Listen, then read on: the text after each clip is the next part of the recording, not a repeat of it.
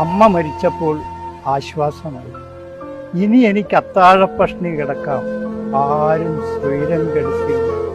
ഇനി എനിക്ക് ഉണങ്ങിപ്പാറുന്നതുവരെ തല തുവർത്തണ്ട, ആരും ഇഴവിടർത്തി നോക്കില്ല.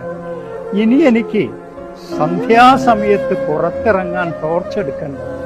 ഇനി എനിക്ക് കിണറിന്റെ ആൾമറയിലിരുന്ന് ഉറക്കം തൂങ്ങിക്കൊണ്ട് പുസ്തകം വായിക്കാം.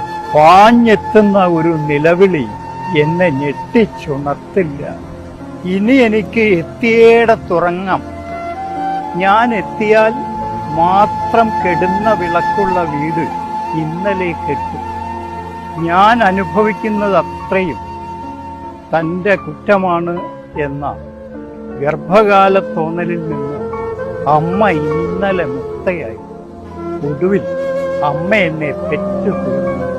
ശരീരവേദന കൊണ്ടല്ലാതെ ദുഃഖം കൊണ്ട് ഇനി ആരും ഭൂമിയിൽ കരയുകയില്ല.